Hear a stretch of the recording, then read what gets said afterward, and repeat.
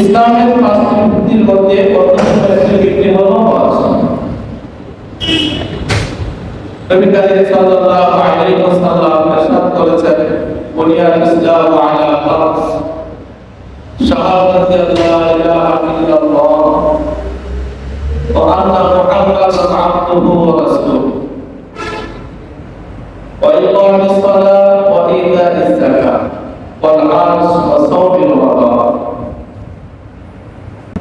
নবী করিম সাল্লাল্লাহু আলাইহি ওয়াসাল্লাম ইরশাদ করেছেন যে বুনিয়াল ইসলামু আলা খামস, ইসলামের ভিত্তি পাঁচটি বস্তুর উপর প্রতিষ্ঠিত। এক নম্বর হলো কালিমা, ঈমান, লা ইলাহা ইল্লাল্লাহ, এটা হলো এক নম্বর ভিত্তি। দুই নম্বর, আমাদের নবী মুহাম্মদুর রাসূলুল্লাহ সাল্লাল্লাহু আলাইহি ওয়াসাল্লাম আল্লাহ তাআলার রাসূল, এই কথা বিশ্বাস করা। তিন নম্বর, ইকামিস সালাত, সালাত আদায় করা, পাঁচ ওয়াক্তের নামাজ যথাযথভাবে গুরুত্ব সহকারে আদায় করা। চার নম্বর, ওয়াল হাজ,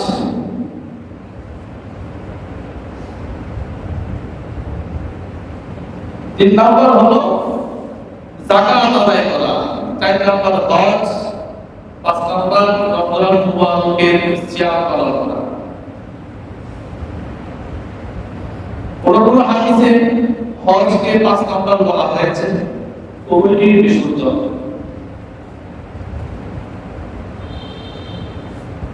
মানুষের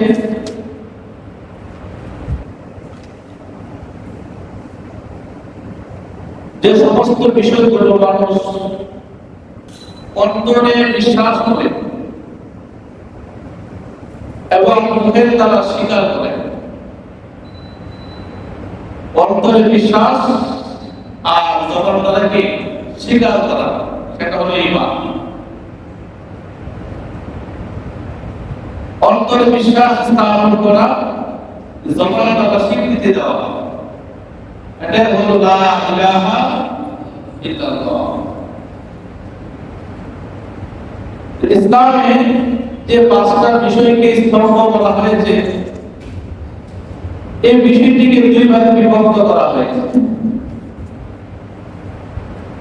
কিছু বিষয় আছে এটা বিশ্বাসের সাথে সম্পৃক্ত,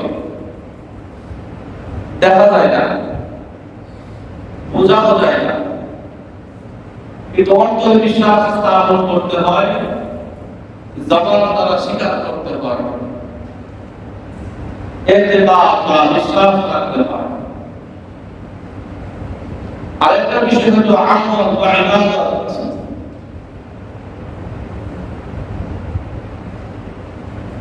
ইতিবাদ হচ্ছে অন্তরে কালিমার বিশ্বাস এবং মুখে তার স্বীকৃতি। আমলকে আমরা তিন ভাগে ভাগ করা হয়েছে। আমরা যে সমস্ত আমল করি, এই আমলগুলোকে তিন ভাগে ভাগ করা হয়েছে। কিছু আমল আছে শারীরিক আমল, ইবাদত, যেটা শরীর দ্বারা সম্পাদন করতে হয়। শরীর সুস্থ লাগবে, শরীর যদি এমন অসুস্থ হয়ে যায় যে ইবাদত বন্দেগী করা যায় না, যেমন নামাজ ও রোজা।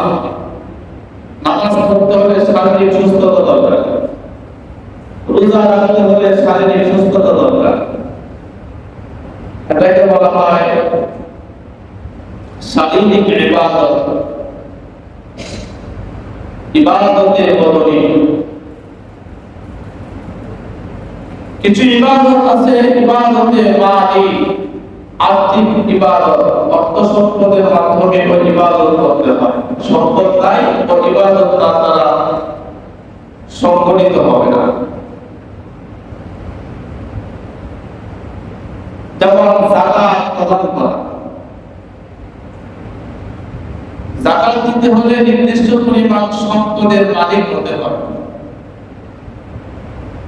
কাছে নির্দিষ্ট পরিমাণ সম্পদ থাকবে, অর্থকরী টাকা পয়সা থাকবে, তারা যাকাত দিবে, তাদের উপরে যাকাত দেওয়া ফরজ। কিন্তু যাদের কাছে নির্দিষ্ট পরিমাণ সম্পদ নাই, অর্থকরী টাকা পয়সা নাই, তাদের উপরে যাকাত দেওয়া ফরজ না।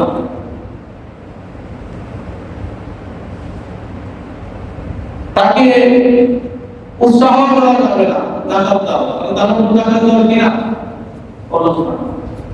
তাকে টর্চারও করা যাবে না যাকাত দেওয়ার জন্য। কেন? যাকাত দেওয়া তার উপরে কিনা ফরজ। পক্ষান্তরে যার উপর যাকাত দেওয়া ফরজ, তাকে উৎসাহ করতে হবে, যাকাত আদায় করার জন্য প্রয়োজনীয় ব্যবস্থা নিতে হবে। সরকারি ভাবে তার কাছ থেকে যাকাত কিভাবে আদায় করতে হবে সেই ব্যবস্থা সরকারি ভাবে পদক্ষেপ নেওয়া যায়। হযরত আবু বকর সিদ্দিক রাদিয়াল্লাহু তাআলা আনহু আমলে যারা যাকাত দিতে অস্বীকার করত, হযরত আবু বকর রাদিয়াল্লাহু আনহু তাদের বিরুদ্ধে যুদ্ধ ঘোষণা করতেন। যাকাত দিতেই হবে, এটা গরিবদের হক, এটা মিসকিনদের হক। তো ওই ইবাদতকে বলা হয় ইবাদতে মালি, আর্থিক ইবাদত। এটা অর্থের সাথে সম্পৃক্ত।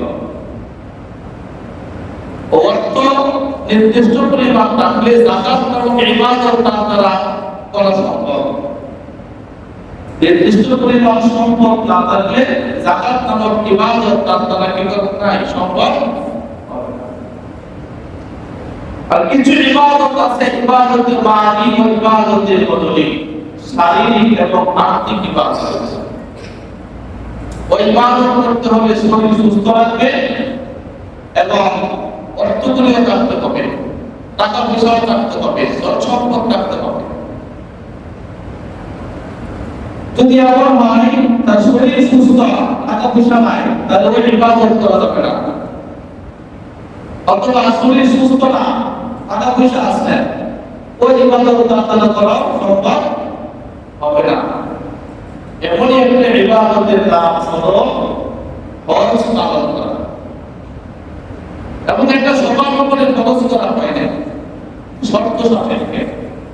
কি সাপেক্ষে? শর্ত। এজন্য রাসূল সাল্লাল্লাহু আলাইহি ওয়াসাল্লাম ইরশাদ করেছেন, তাআজ্জালু ইলাল হজ্জ ফাইন আহাদাকুম লা ইয়াজদি মা ইয়াহিদু লাকুম।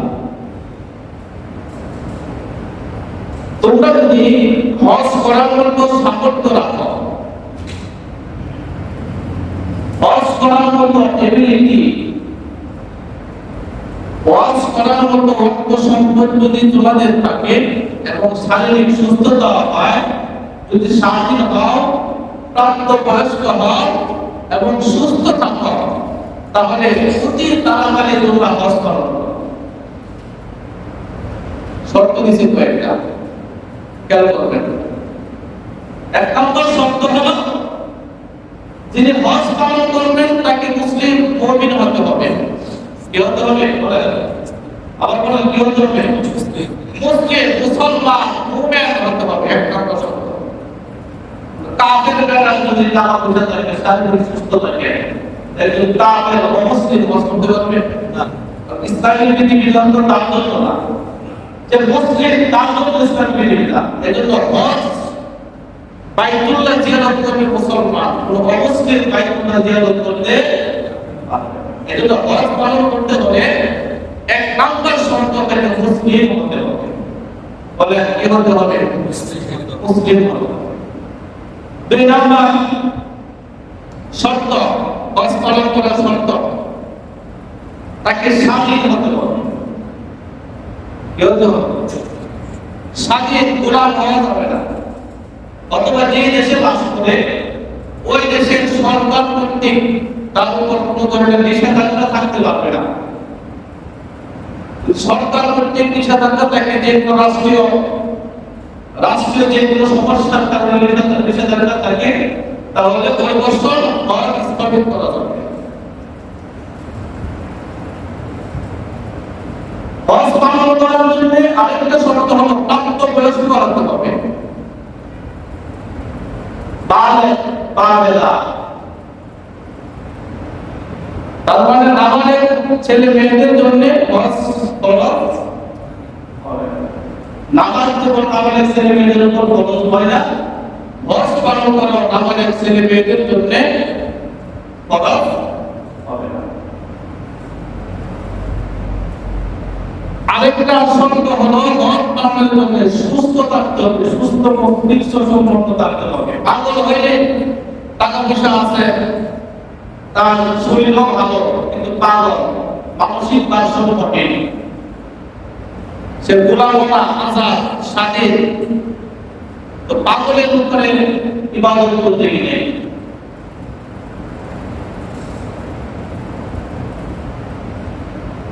হজ আদায় করার জন্য আরেকটা গুরুত্বপূর্ণ শর্ত হলো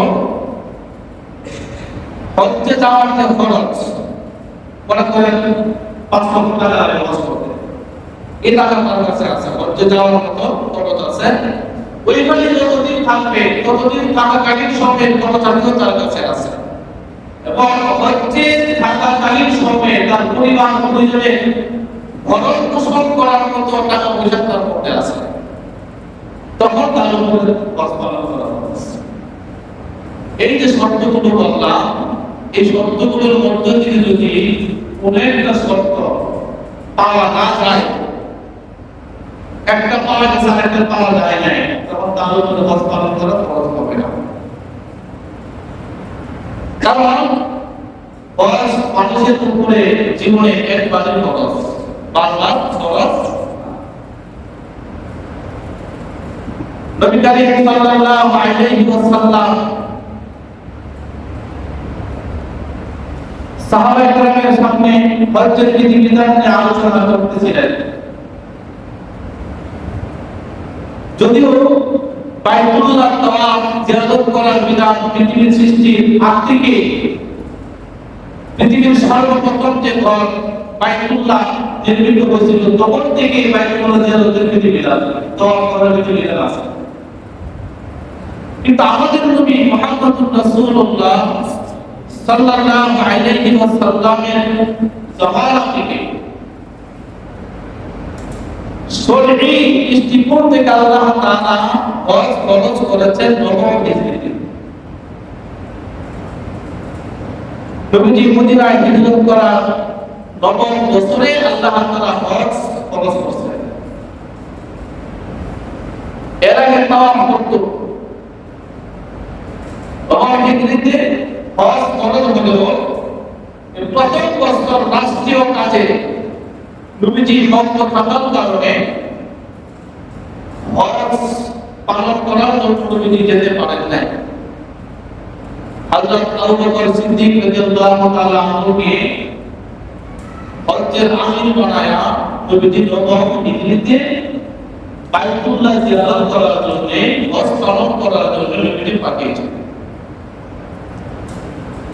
দশম হিজরিতে নবীজি প্রায় 100 লক্ষ সাহাবী নিয়ে আমিরুল হুজ্জাজ হয়ে নবীজি মদিনা থেকে মক্কায় গমন করে, এটাই নবীজির প্রথম হজ এবং এটাই নবীজির সর্বশেষ হজ, যে হজকে বলা হয় বিদায় হজ।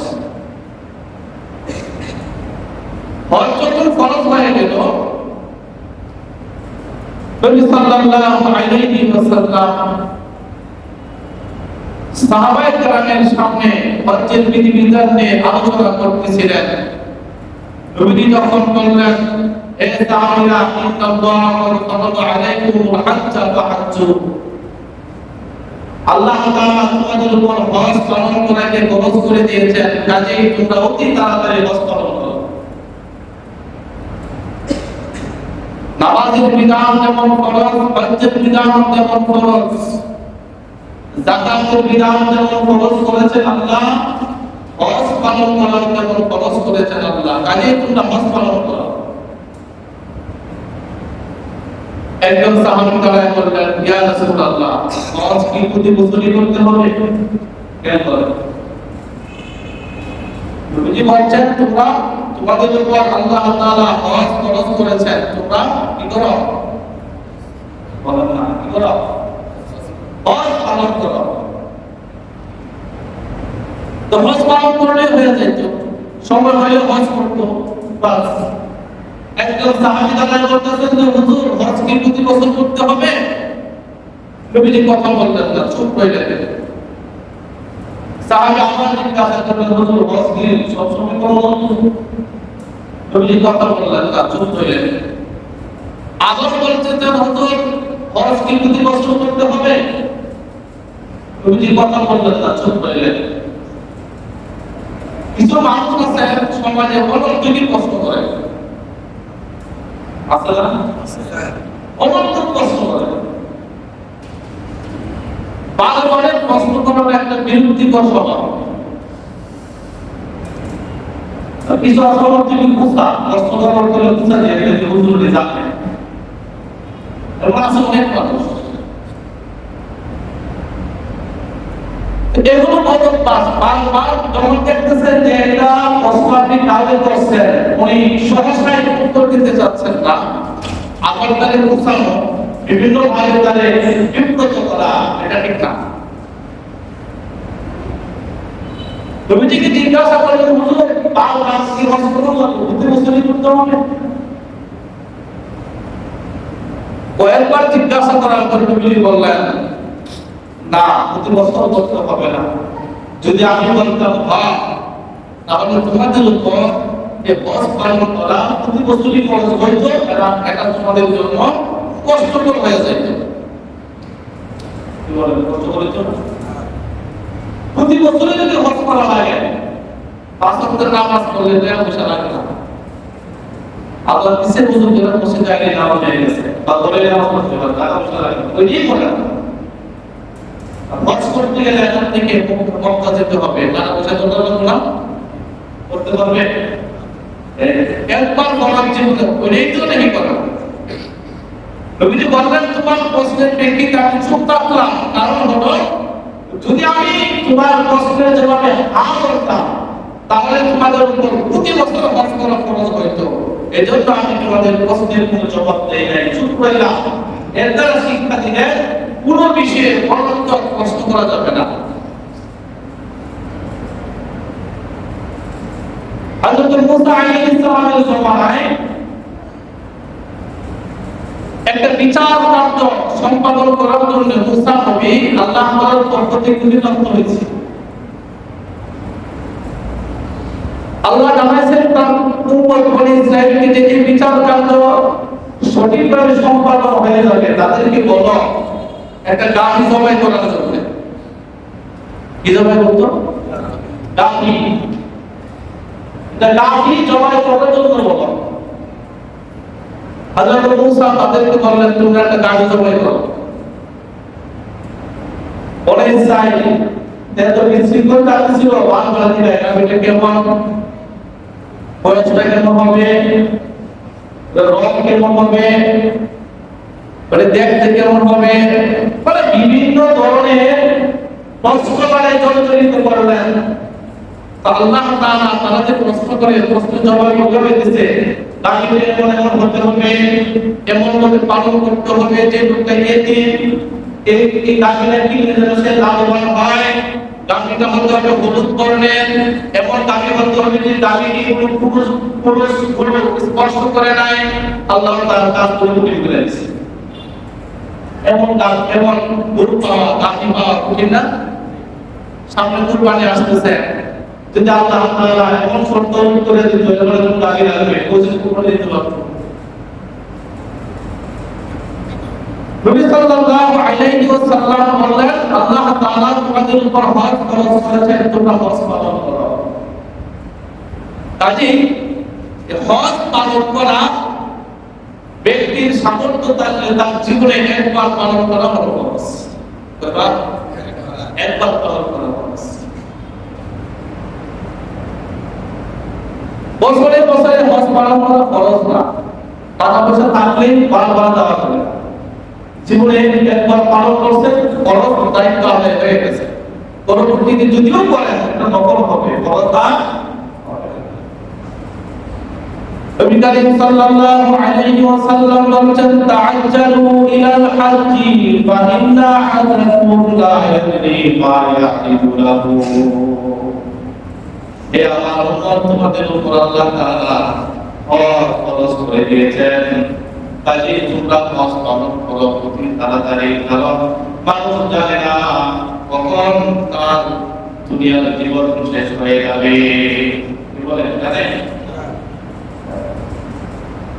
ফাইন আহদাকুম লা ইয়াদরি মা ইয়ামিনু লাহুম, কারণ তোমাদের ধারণা নাই পরবর্তীতে সে কোন পরিস্থিতিতে পড়বে। কারণ হজ পালন করার জন্য কিছু শর্ত আছে, এখন এই শর্তগুলো পাওয়া যায়। আপনি মুসলিম, হজ পালন করার একটা শর্ত পাওয়া গেল। আপনি বালেগ প্রাপ্তবয়স্ক, হজ পালন করার আরেকটা শর্ত পাওয়া গেল। আপনি স্বাধীন মুক্ত, হজ পালন করার আরেকটা শর্ত পাওয়া গেল। আপনি রাষ্ট্রীয় বাজার সম্পর্কের ভান্ডায় অনায়াসে হজ করতে পারবেন, হজ পালন করার আরেকটা শর্ত পাওয়া গেল। হজ করার মতো সামর্থ্য আপনার আছে, টাকা পয়সা সেই এবিলিটি আপনার আছে, আরেকটা শর্ত পাওয়া গেল। আপনি শারীরিকভাবে সুস্থ, হজ পালন করলে আপনার কোনো সমস্যা হবে না, শারীরিক সমস্যা হবে না, পরিপূর্ণ সুস্থ। এই সবগুলো শর্ত যখন একসাথে পাওয়া যায়, অর্থ সম্পদ আছে, অন্যান্য শর্তগুলো পাওয়া গেছে, ওই ব্যক্তির উপরে এখন হজ পালন করে কি হয়ে গেছে। কারণ সম্পদ এটা সব সময় এক ব্যক্তির কাছে থাকে না। আজ আছে তো কাল নেই, আজ আছে তো কাল নাই। যদি জীবনে একবার আপনার মধ্যে এই শর্তগুলো পাওয়া যায়, যখন পাওয়া যাবে তখন আপনার উপর হজ পালন করা উচিত।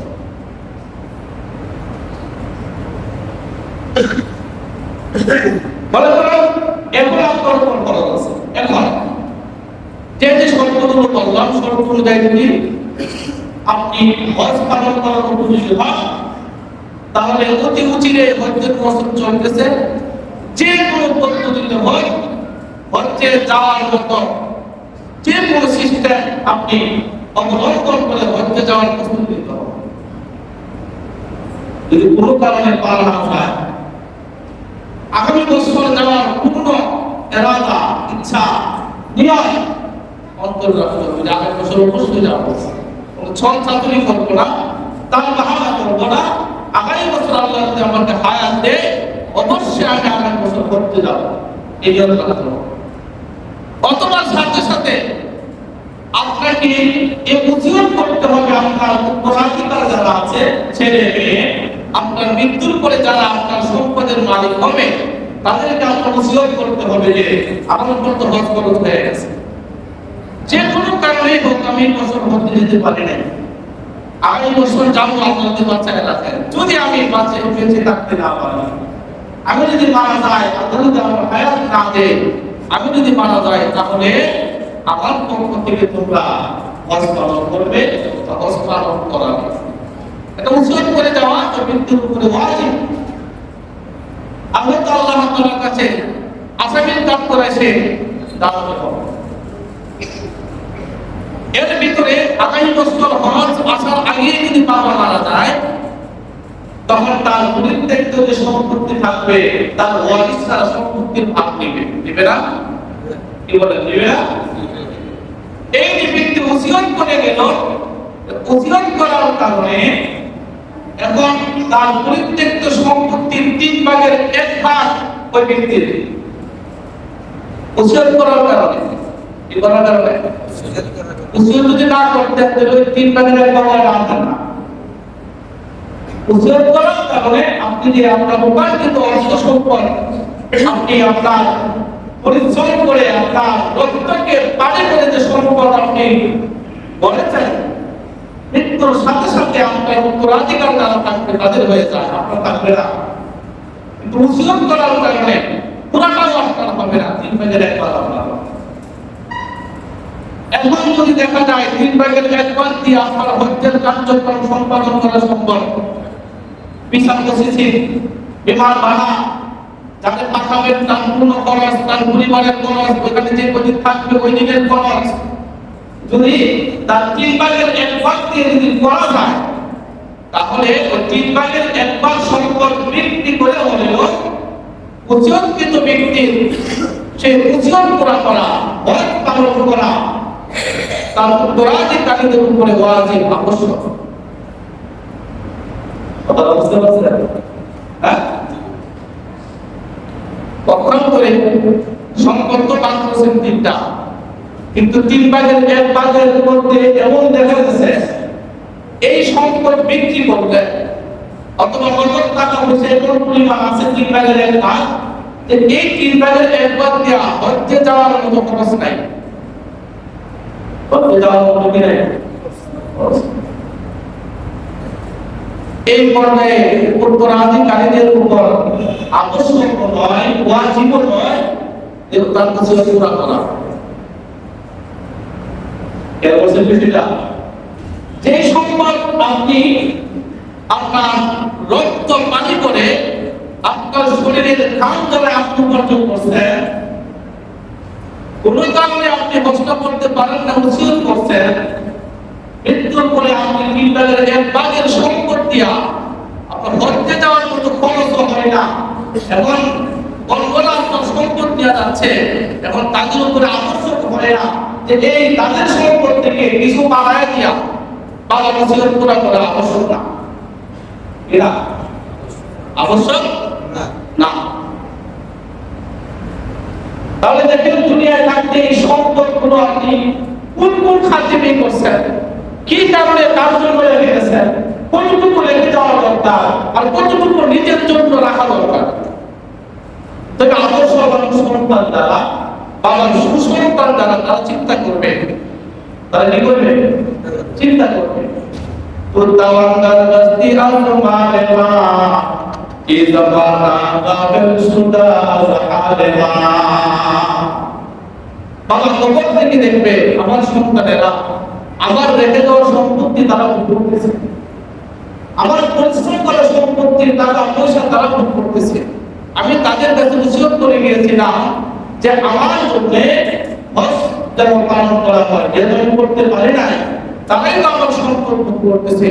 আমার 3/1 দিয়া আমার উচিত পুরো হচ্ছে না, আমার সন্তানরা কি বাকি টাকা দিয়া আমার হজ পালন করার এই দায়িত্বটা আদায় করবে?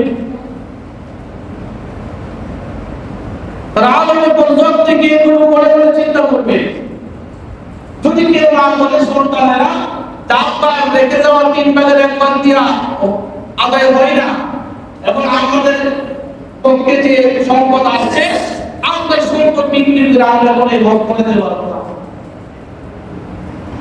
এবং আমার তো সন্তান আছে না নাই, তাদের সমান সন্তানের উচিত হবে তার নিজের সম্পদ বিক্রি করে হলেও বা নগদ টাকা পয়সা দেওয়া হলেও বাবার ওসিয়ত পুরা করা, বাবার এই ওসিয়ত কি করা? নবী করিম সাল্লাল্লাহু আলাইহি ওয়াসাল্লাম বলেছেন তাআজ্জালু ইলাল হাজ্জি ফাইন্না আহাদাকুম লা ইয়াদরি মা ইয়াদিরুহু। কাজেই তোমাদের মধ্যে যাদের হজ করার এবিলিটি আছে অতি সত্তর জীবিত থাকতে তোমরা নিজের হজ তুমি পালন করো। নিজের হজ নিজেকেই পালন করতে হবে।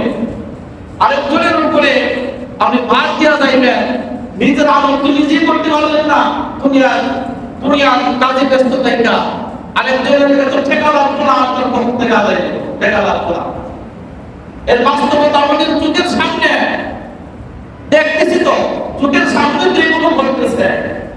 জীবিত থাকতেই তো সন্তান তার বাবাকে ঘর থেকে বাইর করে দেয়, তার মাকে ঘর থেকে বাইর করে দেয়, আবার তার ইবাদত আরেকজন আদায় করবো। এবারে বাস্তবতা আছে না নাই? সমাজে করতেছে না এগুলো। কাজেই কতটুকু আপনার ইবাদতের ক্ষেত্রে সম্পদ তৈরি করা দরকার, আপনি জীবিত থাকতে আপনার সম্পদ আপনি সেই করে আপনি আল্লাহর হুকুম আপনি পালন করেন। হজ আল্লাহ তাআলার ফরজ বিধান আপনার উপরে ফরজ হয়ে গেছে, এমন সম্পদ আপনার আছে কিনা দেখেন। প্রয়োজনীয় খরচের বাহিরে, প্রয়োজনীয় জায়গার বাহিরে এরকম অনেক জায়গা আছে যে জায়গা বিক্রি করে আমি হজ করতে পারি, কিন্তু আপনি চিন্তা করতেন আমার পুরো বিয়ে দিছি না, তাহলে মায়ের বিক্রি করে ফেলেন। মায়ের নামে তো বিয়ে দেয় নাই, তার বিয়ে দিতে হয়তো টাকা না খরচ আপনি করতেছেন না, খরচের জন্য আপনি খরচ করেন নাই, মাইয়া বিয়া দেওয়ার জন্য রাইখা দিছেন, ওনা বিয়া করানোর জন্য রাইখা দিছেন, বাড়ি করার জন্য রাইখা দিছেন 40 লাখ 50 লাখ করে রাইখা দিছেন। তারা ফাউন্ডেশন দিবেন 5 তলা, 5 তলা ফাউন্ডেশন দিলে 20 টাকা করে হাত দিয়ে কাজ নাম দিব, এটা ঠিক? হ্যাঁ, নামতে হবে। তো হজ করতে লাগলে মনে করেন 5 লাখ টাকা, বাড়ি করার জন্য আপনি 50 লাখ জমা রেখেছেন, কিন্তু হজ করার জন্য 5 লাখ খরচ করার সামর্থ্য নেই। এখন দেখেন তো এই পদ্ধতি যদি হয়, যদি এমন হয়, তাহলে হজ তার উপরে খরচ হয়েছে কি হয়েছে না? কি বলেন? হয়েছে না বলেন? এই জীবনে একবার খরচ হয়ে গেছে, তুমি যে কেন বললেন হজ যখন খরচ হয়ে যাবে সাথে সাথে হজ পালন করবা, কারণ তোমাদের জানায় পরিস্থিতি কেমন হয়।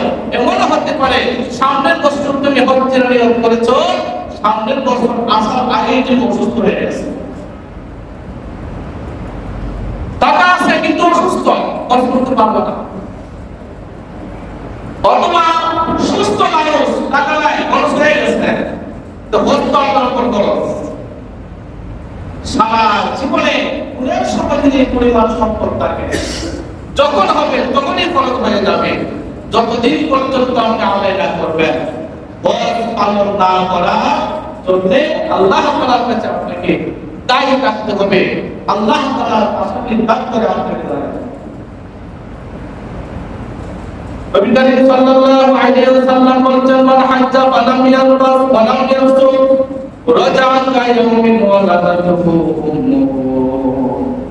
যে ব্যক্তি হজ করবে, হজ্জের টাকার সময়ে তার কোনো ধরনের বস্তুর কাজ হয় না, খারাপ কাজ হয় না, কারাগারি হয় না, কোনো ধরনের নোংরামি করে না, কোনো কাজ করে না। আল্লাহ রাসূল বলেন, ওই ব্যক্তির অবস্থা এমন, একটা সন্তান ভূমিষ্ঠ হলে যেমন নিষ্পাপ থাকে, হজ আদায়কারী তেমন নিষ্পাপ হয়ে যায়। সুবহানাল্লাহ। হজ আদায়কারী এমন নিষ্পাপ হয়ে যায়, মাসুম বাচ্চার মতো হয়ে যায়। মানুষ মনে করে 5 লক্ষ 10 লক্ষ টাকা আদায় দিয়া যদি হজ করি, তাহলে তো আমার কাছ থেকে 10 লক্ষ টাকা চলে গেল, আমি তো ভুল হয়ে গেলাম। অথচ এমন একটা সময় গেছে এত টাকা লাগতো না, 2 লাখ টাকা হজ করতে পারছি। কি বলেন তাছাড়া এই 2 লক্ষ টাকা হলে হজ করতে পারছো, তখন কিন্তু সে হজে চায় নাই। ওই আগামী বছর যাবে, যেতে পারে না, এরপর বছর যাবে, যেতে পারে না।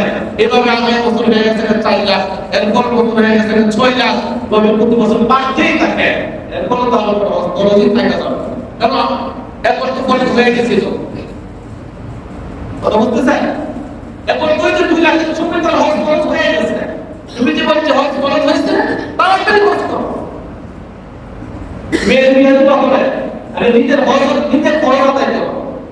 আপনি বলে এভাবে হস্পিটাল করে একটা খরচ কাম করেছি, খরচ কাম কি? তো মেয়েকে বিয়ে দিতে হবে, এটা খরচ কাম। ছেলেটাকে বিয়ে করাইতে হবে, এটা খরচ কাম না, এটা খরচ কাম। ওইটা খরচের আগে আপনার নিজের খরচ আদায় করা আপনার উপরে আছে। ওই হজ্জের এবিলিটি যে শর্তগুলো বললাম, অর্থ পরিসহ যে শর্তগুলো যে আপনার মধ্যে থাকে, এবং অবস্থা আপনি বিয়েই করছেন না, আপনি যুবক মানুষ বিয়ে করেন নাই, বিয়ে করা এরপরে হজ করবেন এমন কোনো শর্ত নাই। বিয়ে করার আগে যদি আপনার উপরে হজ করা হয়ে থাকে, নিজের বিয়ে করার আগে হজ করা হজ। কথাটা বুঝতে পারছেন? হজ করা হজ। আর আমাদের সমাজের মধ্যে এমন অবস্থা হয়েছে, মানুষ আমাদের এই বাংলাদেশের নেওয়া হয়তো মানুষ যতদিন পর্যন্ত বুড়া হয়ে পূজা না হয়েছে, বুড়ো হয়ে পুজো না হয়েছে, হজ্জের আমল ঠিক মতো করতে পারে না, ঠিক মতো যোগ দিতে পারে না, হজ্জের যে বিধিবিধান আসলে পালন করতে পারে না, কিছু করতে গেলে রুমি হইলা দাদা, প্রস্তাব পাইলে দাদা, এমন হয়ে যায় লাঠিটা নিজের লাঠি নিজে তুলতে পারে না, ওই সময় তারা ঠেলা হতো না। কথা ঠিক না ঠিক? অথচ নবীজি বলেছেন, আল হাজ্জু ওয়াল আজ্জু, হজ হলো একটা কঠিন ইবাদত। হজ কি ইবাদত? কঠিন ইবাদত। হজ করতে হলে শারীরিক শক্তি লাগবে, কারণ হজ্জের কার্যক্রম পালন করতে গেলে শক্তি দরকার। বুড়া মানুষ এই শক্তি বাড়াতে পারবে? এজন্য যৌবন বয়সে যদি হজ করার এবিলিটি থাকে, যৌবন বয়সে হজ করলে হজ্জের বিধিবিধান সে সঠিকভাবে পালন করতে পারবে, ভালোভাবে সাই করতে পারবে, দৌড় দিতে পারবে। অনেক দূর পর্যন্ত দৌড়তে হয়, কাজ করতে হয় 7 বার, লাখ লাখ মানুষের মধ্যে ভিড়ে আপনাকে এই কাজগুলো করতে হবে, লক্ষ লক্ষ মানুষের ভিড়ে করতে হবে।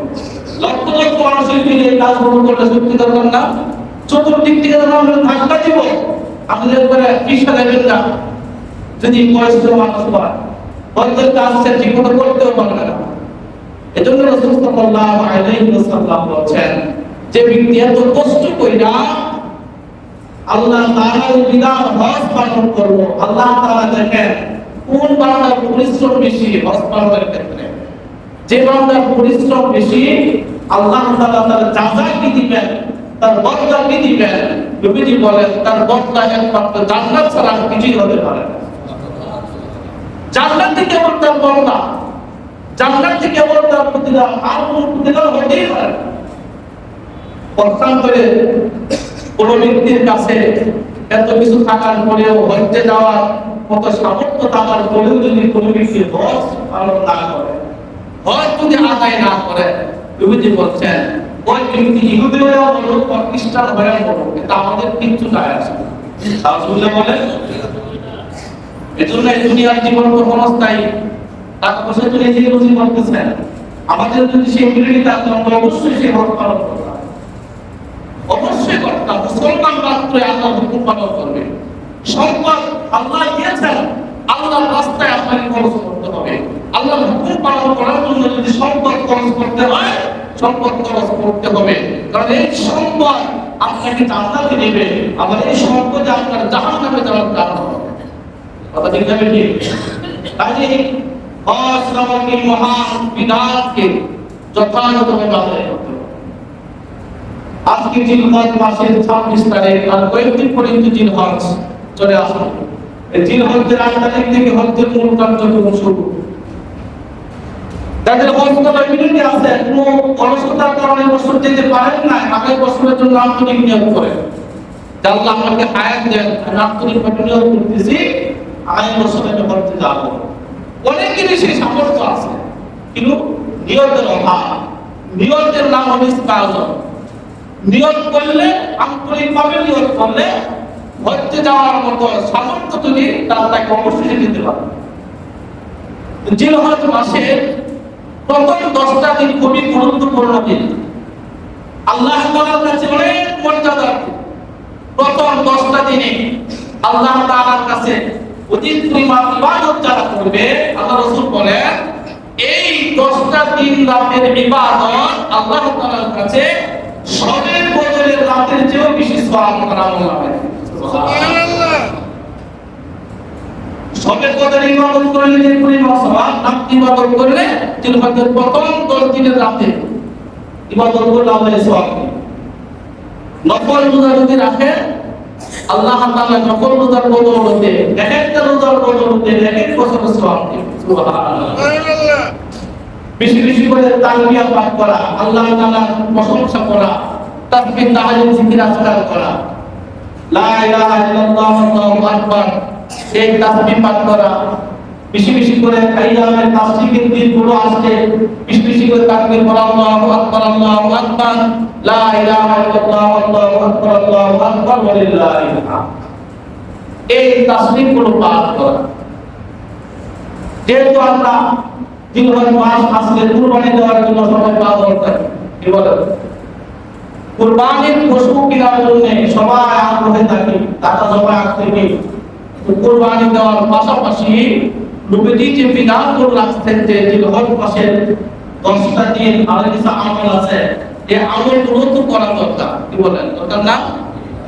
এই দিন, এই মাসগুলো তো শুধু কুরবানির দিন গরু কাটার জন্য না, এর আগে পরে কিছু আমল আছে, আমলগুলো করতে হবে।